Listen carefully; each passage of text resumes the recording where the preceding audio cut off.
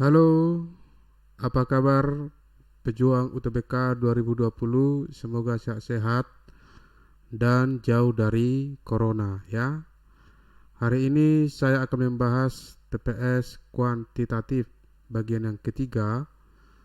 Seperti biasa, di bagian akhir nanti ada beberapa soal berupa soal latihan, bisa dikerjakan biar lebih mahir dan lebih mantap untuk menghadapi UTBK 2020 ya.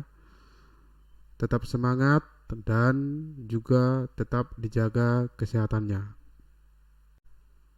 Baik, langsung aja kita lihat soal nomor 1. Diketahui X tidak sama dengan 0 dan X tidak sama dengan 2, maka nilai dari hasil pembagian 3X kurang 6 per X oleh X kurang 2 per min 4X. Nah, ini kan langsung aja kita bagi, berarti 3X dikurang 6 per X baru dibagi lagi dengan X dikurang 2 per min 4X.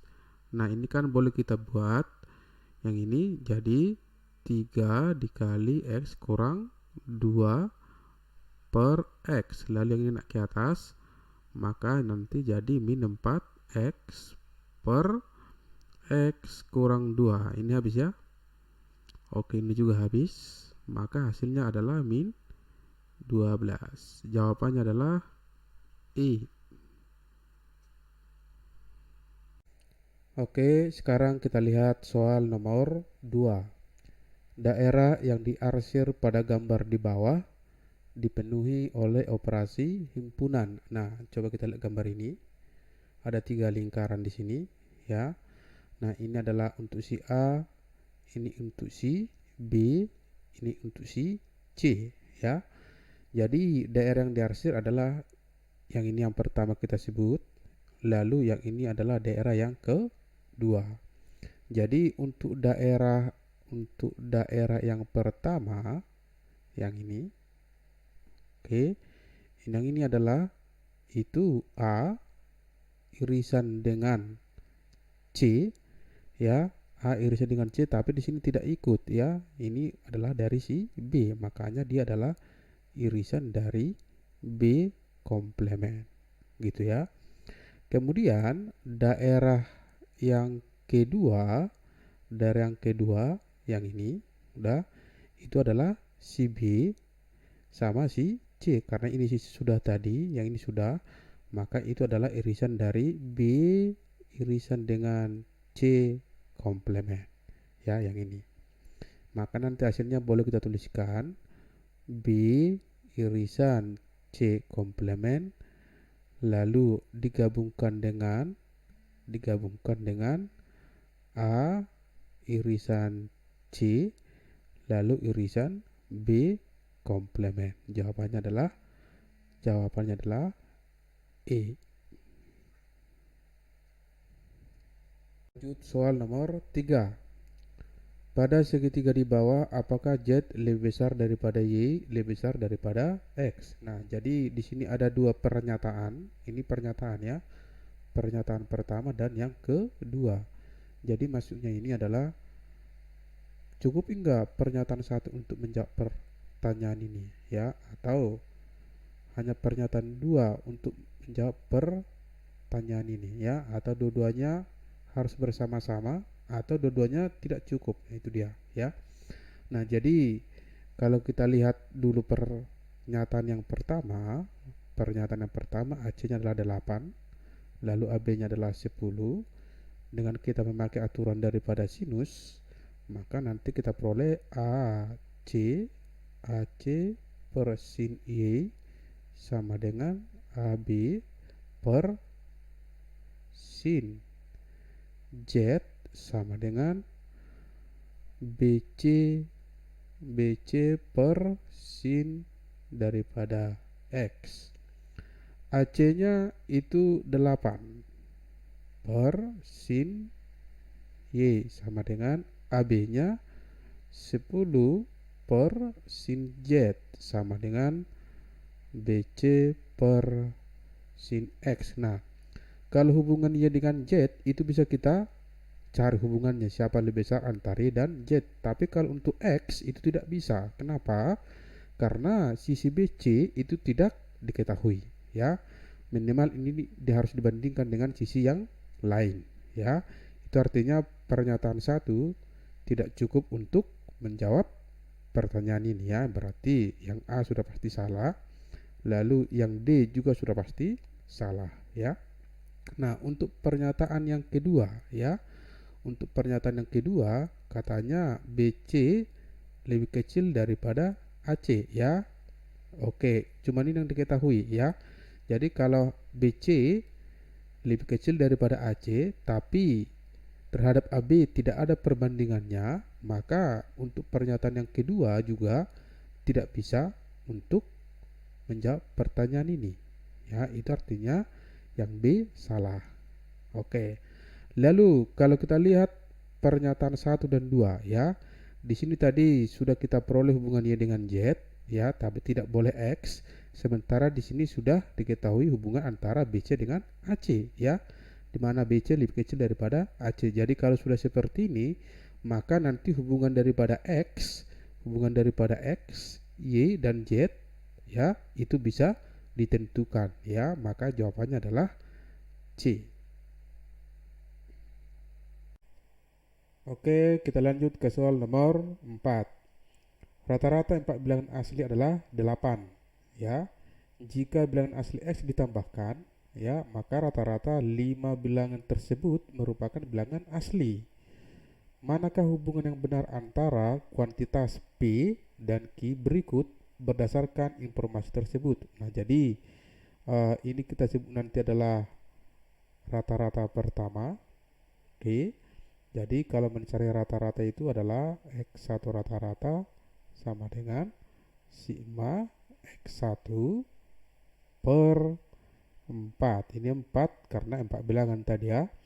Nah, ini kan 8. 8 dikali 4 berarti nanti kita peroleh sigma X1-nya sama dengan 32. Nah, untuk yang kedua, untuk rata-rata yang kedua ditambahkan bilangan asli sebesar X, ya. Maka untuk rata-rata yang kedua itu nanti sigma X1 ditambahkan dengan X, ini tadi bilangan aslinya. Maka semua jadi 5 bilangan, ya. Maka ini jadi per 5. Oke. Nah, sigma X1 tadi sudah kita dapat 32 ditambah X per 5. Kemudian ini hasilnya ini katanya harus bilangan asli. Nah, supaya bilangan asli, maka 32 ditambah X ini harus kelipatan daripada penyebut. Ya, harus kelipatan dari penyebut. Penyebutnya kan 5. Oke. Nah, 32 ditambah X kelipatan 5 paling dekat dengan ini adalah 35. Oke, ini 35. Maka nanti X-nya kita dapat sama dengan 3, ya. X sama dengan 3, itulah namanya nilai P. Sedangkan nilai Q-nya dikasih tahu 4, ya. Maka hubungan antara P dengan Q sudah pasti Q lebih besar daripada P. Jawabannya adalah B. Oke, sekarang soal nomor 5. Rudy hanya mempunyai bola berwarna biru dan merah. Bola biru 5 buah lebih banyak daripada bola merah. Jika banyak bola biru adalah B, ya. Oke. Berapa persen banyaknya bola merah? Nah, jadi ini diketahui bahwa untuk bola biru itu jumlahnya sama dengan B. Udah. Nah, maka untuk bola merah katanya tadi bahwa bola biru 5 buah lebih banyak dari bola merah, ya. Maka bola merah berarti B dikurang 5, ya. Jadi total daripada bola sama dengan B ditambah B dikurang 5 sama dengan 2B dikurang 5. Oke, yang ditanya adalah persentase ya. Persentase daripada persentase bola merah ya. Berarti bola merah tadi adalah B dikurang 5 per total bola. Total bola 2B dikurang 5 dikalikan dengan 100% ya. Maka ini jawabannya, kalau 100 ini dikalikan ke sini boleh kan? Maka hasilnya adalah 100 kali B dikurang 5 per 2B dikurang 5%. Oke, maka jawabannya adalah E. Gampang ya. Oke, soal nomor 6, soal yang terakhir ya. Manakah pernyataan di bawah ini yang akan menyebabkan nilai dari X kali X kurang Y per Y bernilai negatif ya, bernilai negatif. Oke. Nah, jadi kita buktikan di sini ada 4 pernyataan. Kita buat dulu di sini adalah X, kemudian Y, kemudian X dikurang Y, kemudian X kali X dikurang Y, dan yang terakhir adalah ini ya. Oke, pernyataan yang pertama, X lebih kecil dari 0, berarti ini negatif. X lebih besar daripada Y, ini juga negatif.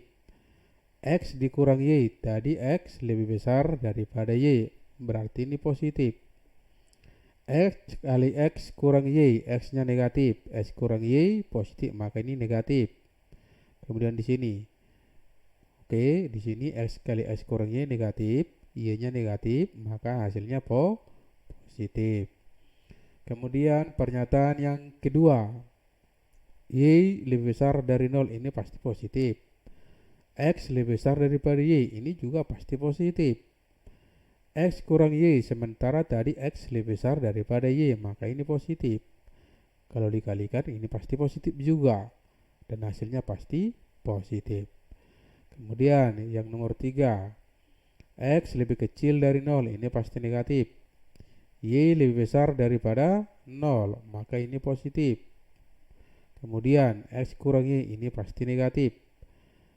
Kalau di sini X kali X kurang Y, maka X-nya negatif, X kurang Y negatif, maka ini positif. Maka di sini X kali X kurang Y positif dibagi Y positif, maka hasilnya positif. Kemudian yang nomor 4, pernyataan yang terakhir ya. Y lebih kecil dari 0, maka ini negatif. Kemudian Y lebih besar daripada X, ini juga pasti negatif. Lalu X dikurang Y, ini pasti negatif ya.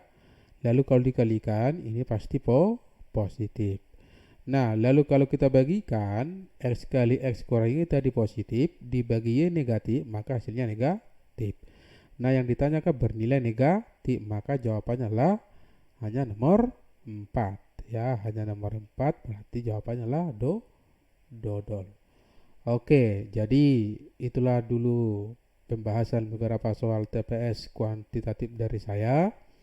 Nah, di sini ada beberapa soal latihan, bisa dikerjakan biar lebih mantap dan lebih mahir untuk bertarung di UTBK 2020 ya.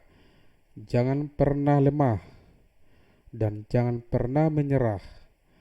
Tetaplah optimis untuk mencapai cita-cita ke depan. Semoga nanti sukses selalu dan tetaplah jaga kesehatan, dan yang terakhir yang paling penting, kelulusanmu adalah kebanggaan dari orang tuamu. Sekian dari saya, terima kasih.